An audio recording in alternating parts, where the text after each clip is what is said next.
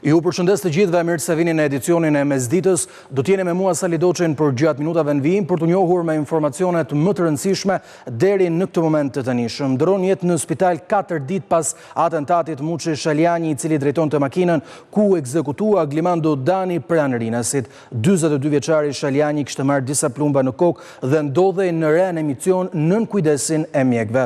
Muçi Shaljani ishte emëruar agjent në Agjencinë e Mbikëqyrjes Policore në shtator të këtij viti me procedurat të dyshimta që quan pas atentatit në pezullimin e zinxhirit komandues të përfshirë në rekrutimin e tij në polici dhe arrestimin e 2 oficerëve të komisariatit numër 3. 4 ditë pas atentatit, ku mbeti i plagosur rënd, Muçi Shaljani ka ndëruar jetë në spitalin e traumës. 42 vjeçari Shaljani kishte marrë disa plumba në kokë dhe të tjerë në trup nga breshëria e tokës që ekzekutoi Glimando Danin. Prej pasdites së të martës, ai ndodhej në kujdesin e mjekëve në terapi intensive tek spitali i traumës, por nuk mundi të mbjetoj. Muçi Shaljani, i cili drejtonte makinën ku ekzekutua Glimando Dani, vinte bashkë me të nga Barcelona, kur menjëherë pas daljes nga aeroporti, u qelluan me breshëri armësh nga atentatorët që i prisnin në rreth rrotullimin e Rinasit. Shaljani ishte emëruar agjent në Agjencinë e Mbikëqyrjes Policore në shtator të këtij viti, nga ish drejtori i komanduar në këtë institucion. Pas atentatit që zbuloi lidhjet e tij me një emër të njohur të botës së krimit, siç ishte Glimando Dani, krau i djathi Emiliano Shullazit, kreu aktual i Agjencisë së Mbikëqyrjes Policore, urdhëroi pezullimin e zinxhirit komandues të përfshirë në rekrutimin e tij në polici. Po ashtu u ndaluan dhe 2 oficerë të komisariatit numër 3 që dyshohet se falsifikuan dokumentat e besueshmërisë para se Muçi Shaljani të punësohej në Agjencinë e Mbikëqyrjes Policore. Një shpërthim me lëndë plase ka ndodhur orët e para të mëngjesit të kësaj të shtune në Kamës në një restoran duke shkaktuar dëme materiale. Nga vendngjarja ndodhet Bleona Prengza, e cila do të na jap më shumë detaje.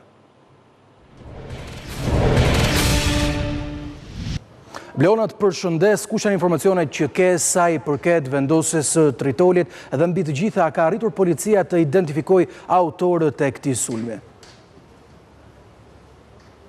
Të përshëndes Sali, ndodhemi në Kamës, pikërisht aty ku në orët e para të mëngjesit është shënuar një incident pasi një lëndë plasës e Tritol ka shpërthyer pranë këtij restoranti ku ne ndodhemi. Aktualisht ngjarja ka ndodhur në fakt në orën 2:20 të mëngjesit pranë bulevardit Nën Tereza.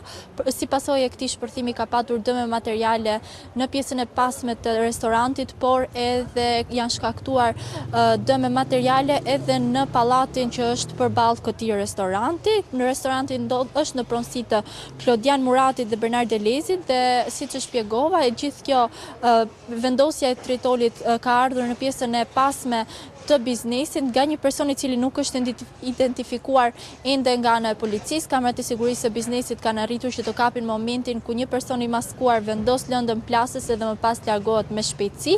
Ndërkohë policia dhe grupi hetimor ende nuk ka bërë të mundur identifikimin e këtij personi për më pas për të bërë dhe shpalljen dhe arrestimin e tij.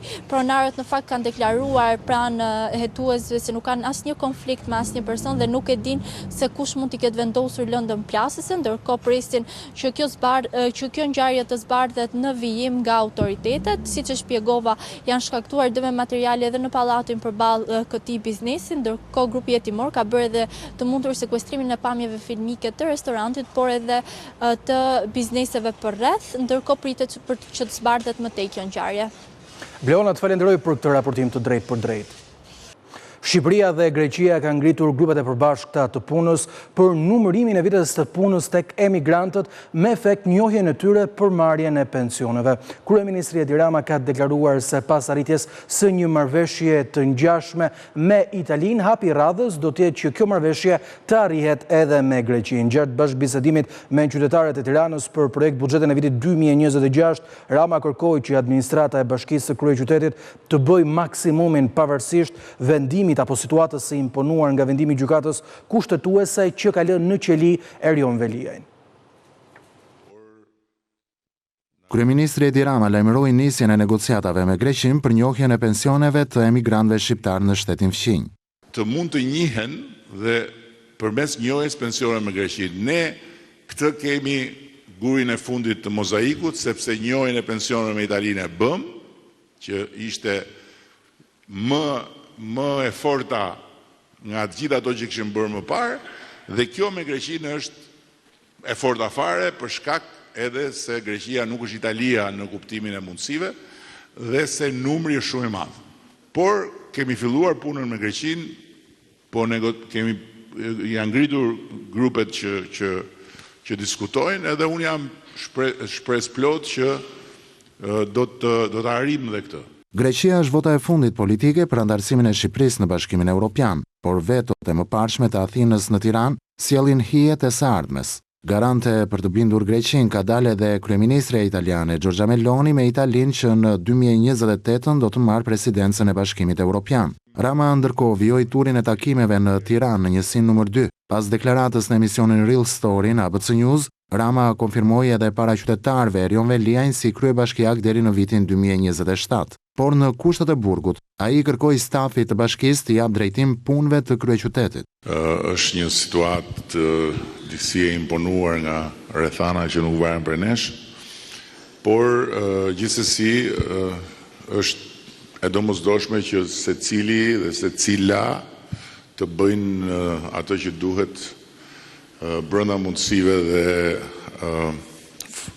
pozicioneve që kanë, që gjërat në Bashkinë e Tiranës të shkojnë sa më mirë. Krah Ramës, buxheti për Tiranën u prezantua nga kryetarja e komanduar e bashkisë Anuela Aristani dhe drejtuesja politike njëherësh edhe kandidatja e ardhshme e Partisë Socialiste për kryeqytetin, Ogerta Manastirliu.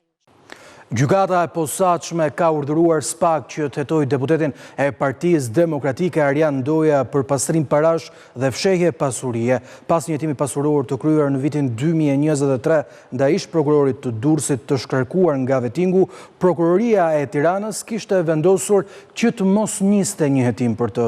Por gjykata e posaçme që mori çështjen nga gjykata e Tiranës pasi Ndoja u zgjodh deputet, urdhëroi SPAK të nisë hetime për këto dy vepra penale. Deputeti i Partisë Demokratike Arjan Ndoja do të hetohet nga prokuroria e posaçme SPAK për pastrim parash dhe fshehje pasurie. Gjykata e posaçme vendosi të premten të urdhërojë prokurorin për nisjen e hetimeve ndaj deputetit demokrat Arjan Ndoja. Në vitin 2022 ai u shkarkua nga detyra si prokuror, pasi nuk arriti të kalojë vetingun. Shkaku bë atentati nëntorit të vitit 2019, ku Ndoja ndodhej bashkë me Aleksandër Lahon, i njohur si Rumi i Shijakut, kur u qellua me breshëri plumbash, të cilët vranë shoferin Andi Maloku. Ndoja së kohë prokuror mbeti i plagosur për prania e tij në makinë me një person me precedent penale e ndëshkoi në veting 3 vite më vonë. Pikërisht gjetjet në lidhje me pasurinë e tij duket se janë bërë shkak për një hetim pasuror të nisur nga Prokuroria e Tiranës një vit më vonë, në vitin 2023. Pas verifikimeve të kryer, organi i akuzës në kryeqytet vendosi mos fillim të hetimeve dhe dërgoi çështjen në gjykatën e Tiranës për konfirmim. Gjatë kohës së gjykata po shqyrtonte çështjen, Arjan Ndoja u zgjodh deputeti i Partisë Demokratike në zgjedhjet e 11 majit, duke bërë kështu subjekt i SPAK. Gjyqtari i posaçëm Erion Çela evidentoi se dosja kishte element për të hetuar dhe vendosi që materialet ja përcjell gjykatës së posaçme për kompetencë. Ky e fundit, njësoj si gjykata e Tiranës, ka vlerësuar se Arjan Ndoja duhet të hetohet për kësaj radhe. Dosja e tij i është dërguar SPAK për shkak të cilësive të personit si deputet dhe veprave penale, pastrim parash dhe mosdeklarim pasurie gjatë kohës që ishte prokuror në Durrës. Pas shkarkimit nga komisioni i pavarur i kualifikimit në shkallën e parë të vetingut, Arjan Ndoja vendosi të mos përballet më tej, duke u larguar vetë nga sistemi i drejtësisë. Diabeti është një sëmundje e heshtur. Shumë persona diagnostikohen me të pasi kanë jetuar gjatë me sëmundjen. Në të gjithë vendin janë regjistruar rreth 111.000 persona me diabet, ndërsa mjekët bëjnë apel për kontrolle dhe analiza të cilat do të bënin të mundur zbulimin e hershëm të sëmundjes. Ky 68 vjeçar mësoi se vuante nga diabeti krejt rastësisht. Ju nështrua analizave para kryerjes së një operacioni dhe rezultatet i treguan nivel të lartë të sheqerit në gjak. Unë e mbaj në kontrole, mbaj me mjekime dhe nuk më kalon qinqe në çdo ditë. Kam për një ndërhyrje në zemër nga muaji prill, nga analizat që bënte spitali për operacionin, doli që ishte diabet tip C. Sëmundja cilësohet si epidemia e heshtur e shoqërive të sotme, pasi jo gjithmonë shfaq shenja. Pse është shtuar numri për diabet? Një në kaq raste, po në 10 persona 6 veta nëna dalin me diabet, prediabetik, me vlera të larta, që nuk e dinë. Me ndryshimin e stilit të jetesës dhe mënyrës së ushqyerjes janë rritur shifrat e të sëmurëve me diabet. Në vendin tonë zbulohen rreth 6.000 raste të reja në vit. Ndërkohë të regjistruar me këtë sëmundje janë rreth 111.000 persona. Është një sëmundje që të vret me sheqer. Kjo do të thotë që në një farë mënyrë pra ti nuk e ndjen, ti ke qef të hash brumra, të hash të ëmbla, të hash gjitha me radhë, sheqeri rritë, dhimbjes të jep fare, jep komplikacione. Për shembull, komplikacione kardiake, ndonjëherë dhe arrest kardiak, shkakton verbim, shkakton, i thot populli, azotemi të lartë ose insuficiencë renale kronike. Do i bëj një mesazh brumrat. Të gjitha brumrat. Pra çfarë ka bruma, duhet kemi kujdes sepse në 100 gram miell apo 100 gram bukë më mirë, po e them, ka 50 gram sheqer. Aktiviteti fizik sigurisht, përse duhet aktiviteti fizik? Duhet të djegë glukozën, sheqeri. Kjo është pra, që mos lejoj të rritet në peshë. Lodhja e vazhdueshme, etja e pezakon, ndryshime në peshë apo plagë që shërohen ngadalë mund të jenë disa prej shenjave paralajmëruese të diabetit. Prandaj mjekët apelojnë për të matur nivelin e sheqerit në gjak me qëllim trajtimin e hershëm dhe parandalimin e komplikacioneve. Ishte kjo gjithçka e përgatitur për këtë edicion informativ. Unë ju rikujtoj se abcnews.al është adresa ku mund të informoheni në kohë reale mbi të gjitha zhvillimet më të fundit, si dhe të na dëgjoni në Radio ABC 105 FM. Faleminderit për vëmendjen tuaj, bashkë mirupafshim.